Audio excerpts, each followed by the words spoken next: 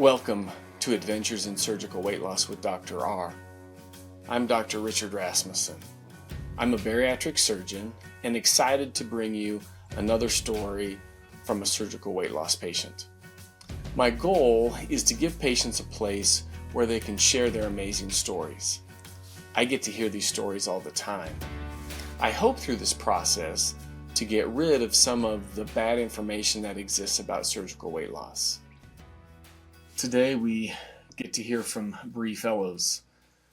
Bree had a sleeve gastrectomy about 6 to 7 years ago and has had a lot of life events happen for her during that time period, some real great accomplishments, and I think you'll enjoy learning about Bree's story. Today I have the opportunity of interviewing Bree Fellows. Bree, welcome to the podcast. Thank you. And Bree, why don't you just jump into it and tell us your story? Sure. So I feel like my entire life I've been overweight. I've always kind of had issues being a little bit pudgy. I even, when I was born, I was a pretty big baby with those typical baby rolls, and it's been a rolling joke ever since. I was little. I think one of my first Halloween costumes, I was in a belly dancer outfit just to show all the rolls on my body. It's just always kind of been one of those things. And I grew up doing competition dance, and I feel like weight kind of got in the way of kind of being where I want to be in that aspect. I was always put in the back. I was always the one lifting other dancers. I wasn't the one being lifted. And even like doing ballet and all those things where you're wearing tight fitting outfits. And I was just, it was always something that was commented on or was always just at the forefront of my mind. But I really started having issues with obesity right after my mission. I came home pretty early. I was only able to serve for 3 months in the Philippines, having major depressive disorder, anxiety, and I really took food as a coping mechanism. And I remember it was kind of my usual at Arby's to get 2 sandwiches, a large Dr. Pepper, and a large fry. And I could eat all of that in one sitting. And I think I got a side salad too, which is just an obscene amount of food, but I could do it. And I ended up, my largest weight was 250 pounds. I had gotten engaged to the missionary that I waited for. It was my high school sweetheart. And we got engaged, and the engagement kind of dragged out a little bit. And I'm like, what is happening? Like, why aren't we like taking the steps to get married? And one of the things he said was, I want you to feel confident in your dress. I want you to lose some weight. And that really took me, that was one of the things that made me step back and be like, okay, there's an issue. There's an issue with my self-esteem, with my body.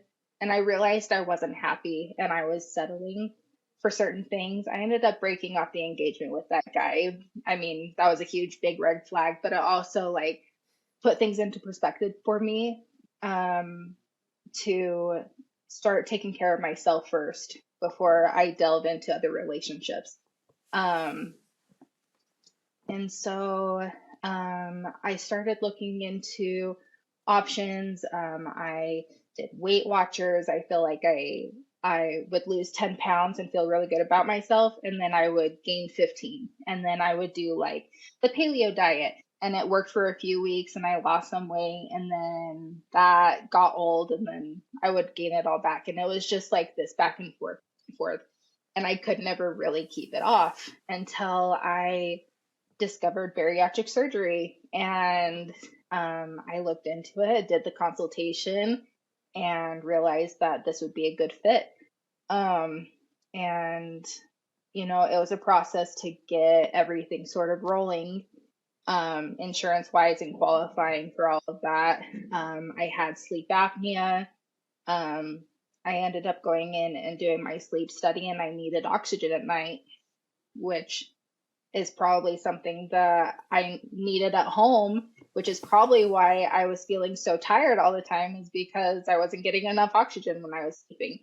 Um, and so I didn't have diabetes or high blood pressure or anything like that, but there were so many different things that did help me to qualify for surgery. And,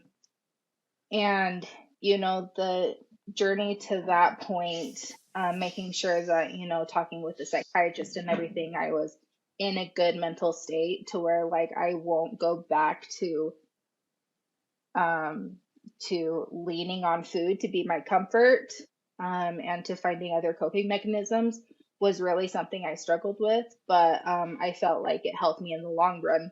Um, and so after surgery, um, it kind of just started all melting away,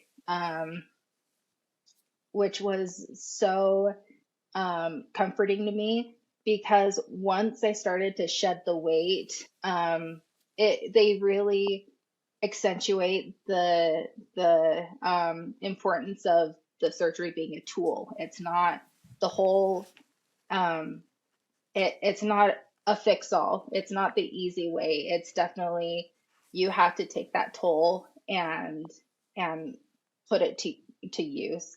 So you have to eat the right foods and good amounts, and you need to, eat for the certain amount of time, um, and certain times throughout the day. Drink your water, take your vitamins, and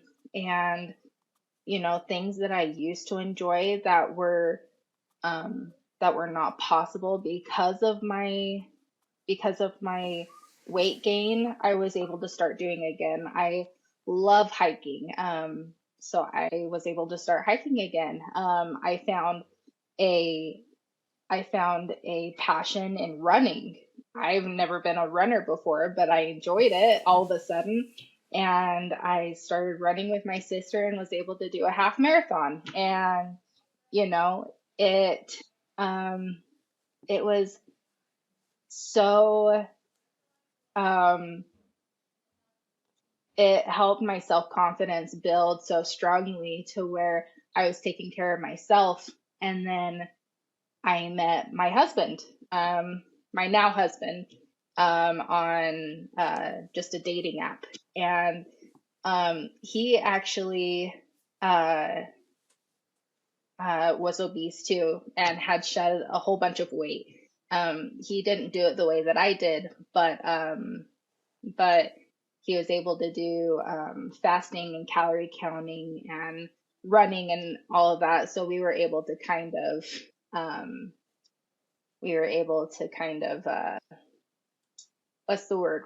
Um, Help each other out, support each other. yeah. We were able to connect that way.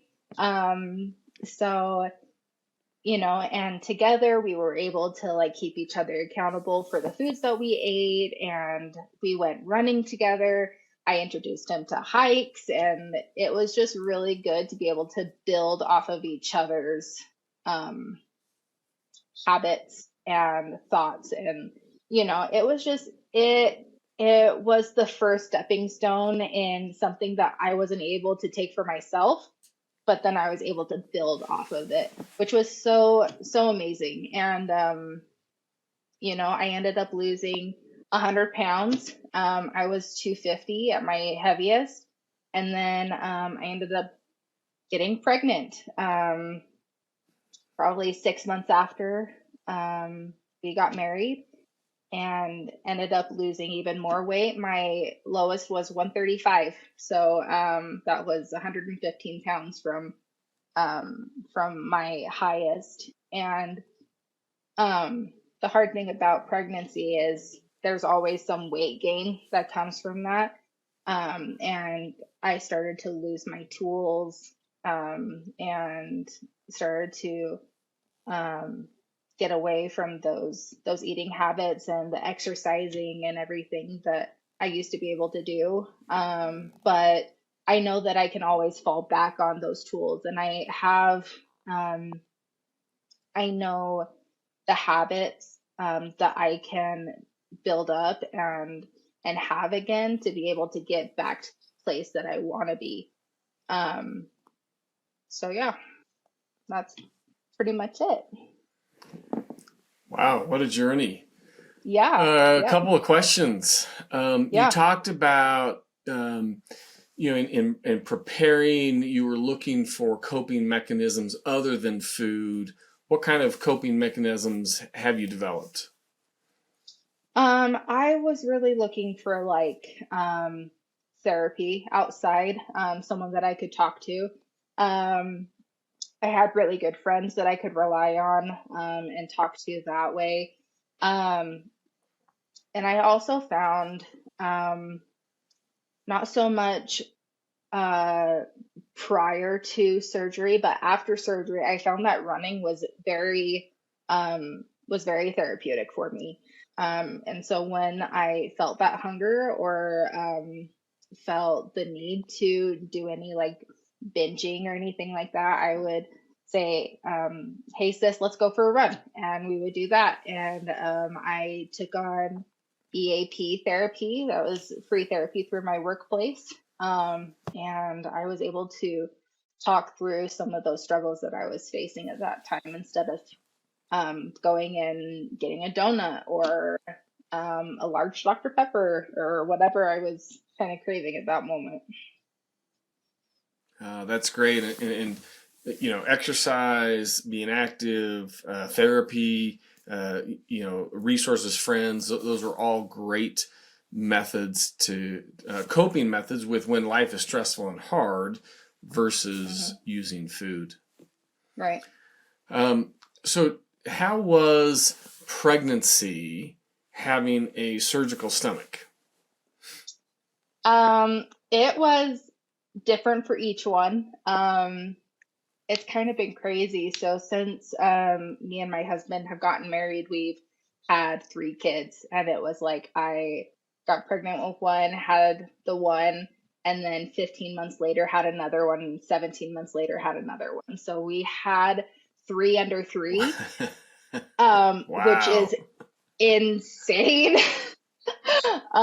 But during pregnancy, it was kind of strange with all of the cravings and everything. My first one, I was so sick, like I feel like borderline hyperemesis, um, the HG.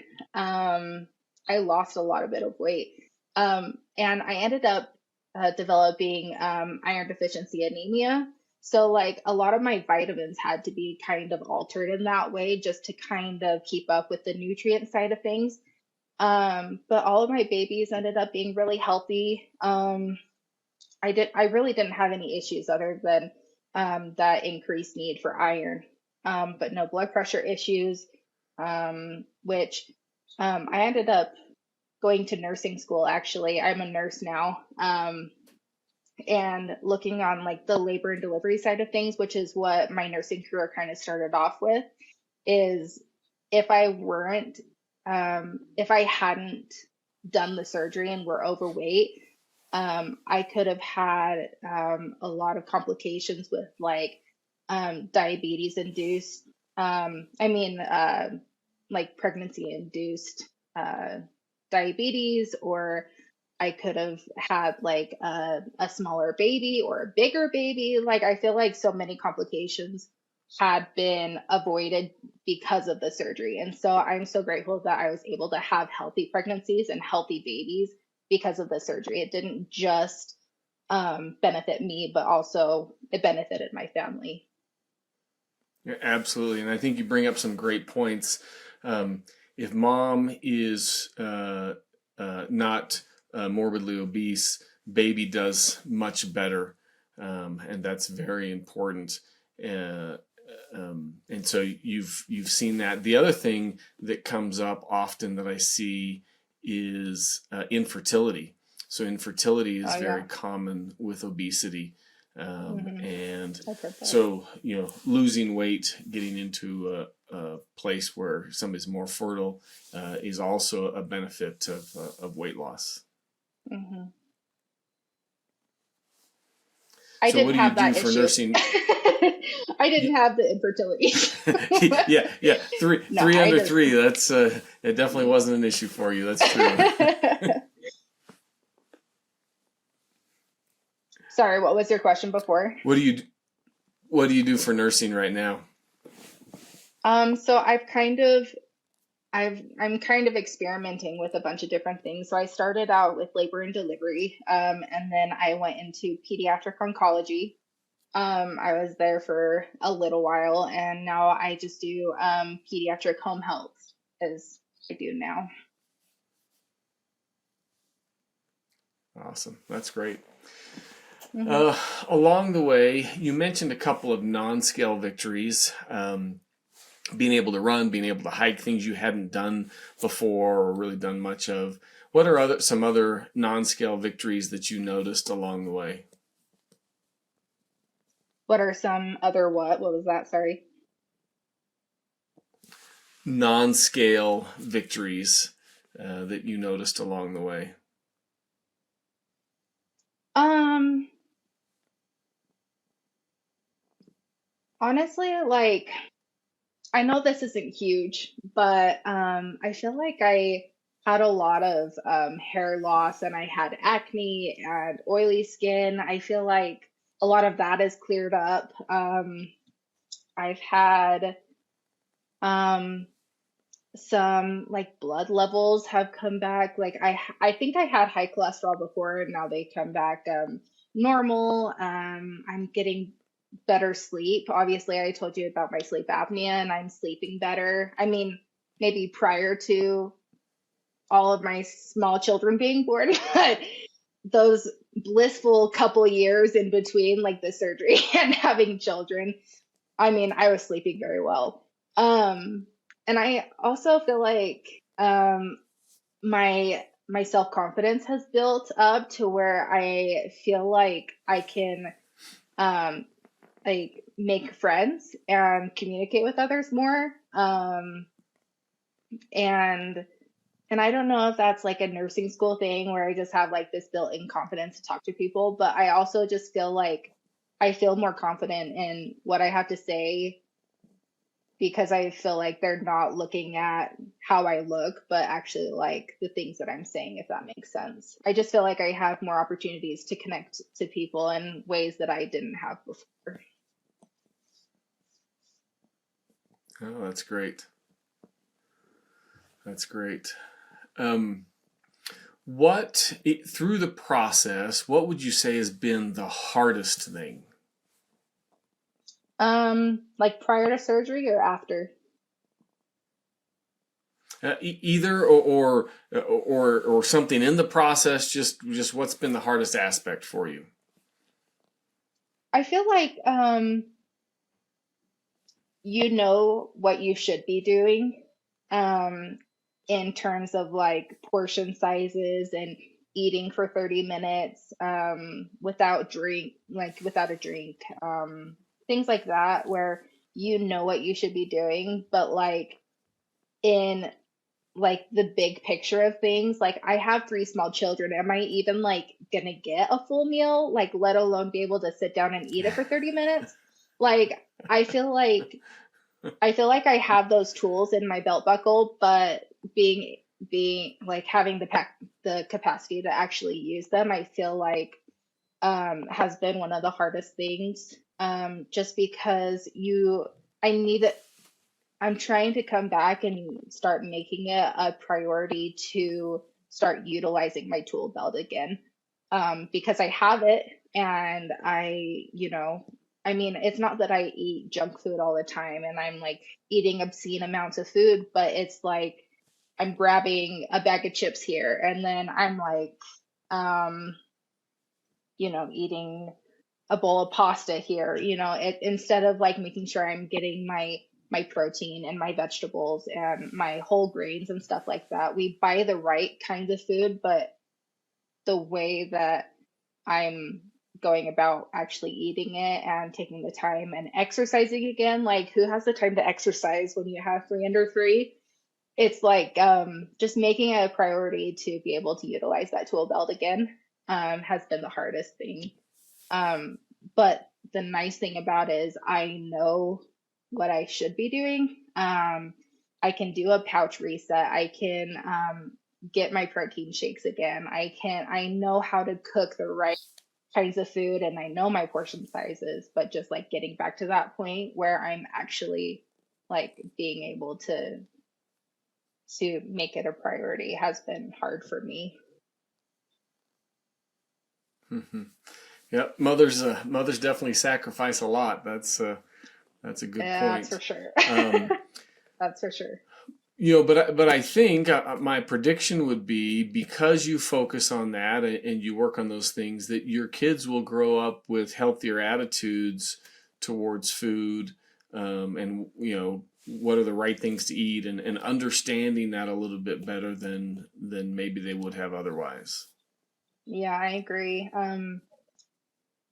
It's funny because it's funny because you say that. Being a mother, I care so much for my kids that the things that I know are right and the right way to eat and portion sizes and you know making a percentage of proteins and vegetables and everything. They know that if something is missing from their plate, they're like, "Mom, we need vegetables," or "Mom, where's our fruit?" Like they know that there's something missing from their plate. So like it has been really nice as a mom to be able to instill those healthy habits now that I didn't recognize when I was little. That's great. Hmm. Um, so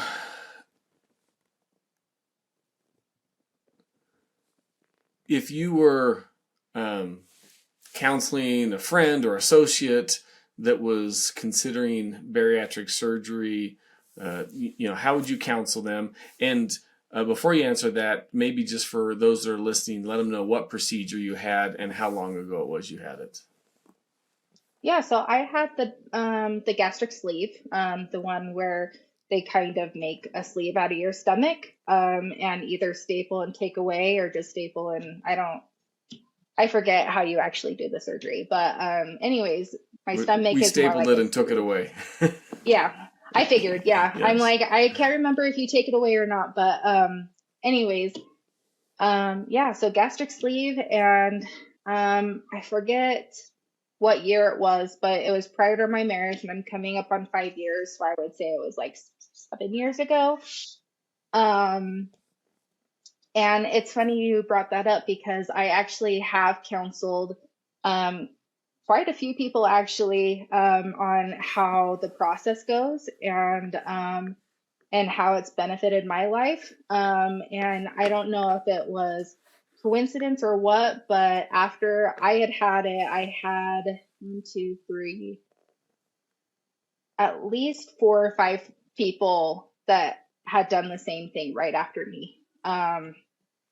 And it was almost like a domino effect to where they saw the results and they're like, man, I could do that. And when they've messaged me on Facebook, texted me, pulled me aside and asked like, what are you doing? Like, what did you do? I said, well, I had surgery. It's not easy. It's not the easy way out. And I feel like a lot of people have that stigma about this surgery. It's a surgery, you get it, you lose the weight, done deal. Like, it's the easy way out.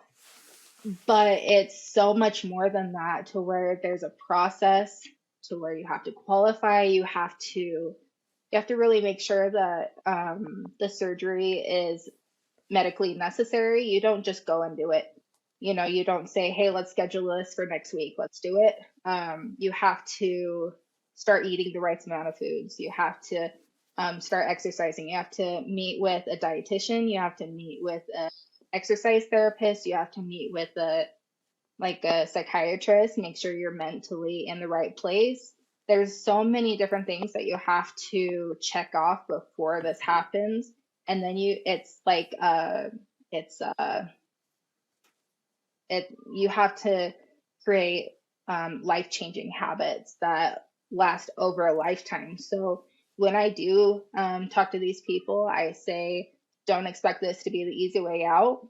You have to be mentally and physically engaged in this new lifestyle change, and you have to commit, or else it's not going to work. And the people that did end up going in and doing these surgeries, I feel like half of them are thriving and have kept the weight off, and then the other half kind of haven't. And you can kind of tell why.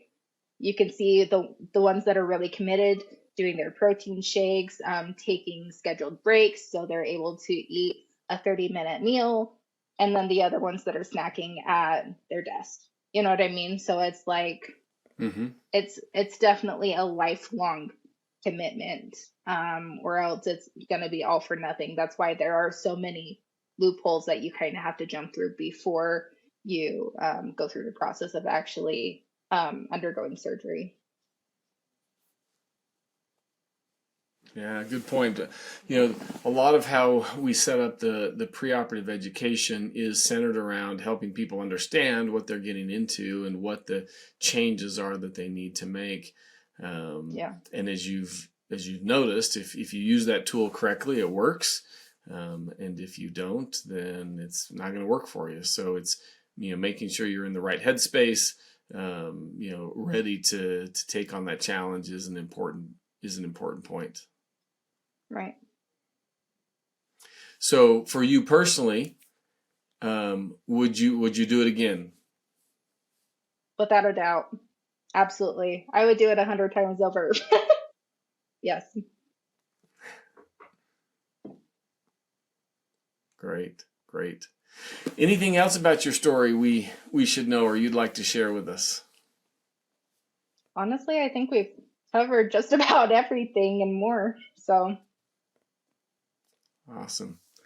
Well, congratulations on your success and being out this far. Congratulations on the marriage and 3 kids and going through nursing school. That's pretty exciting. That's congratulations. Thank you. I honestly, I don't know where I would be without the surgery. So I'm very grateful for the work that you did and continue to do. So it's a miracle, honestly. It changed my life. So I'm very grateful. Thanks again to Bree Fellows for sharing her story with us. Just makes me tired thinking of 3 kids under 3 and going through nursing school and all those things she's accomplished. But very grateful for her sharing her story. Please take a moment to subscribe, rate, and review our podcast. It will help us reach more people with these amazing stories. I also have a YouTube channel where you can see this video as well as several other videos about surgical weight loss, general surgery, and robotic surgery. Join us next time for another amazing story.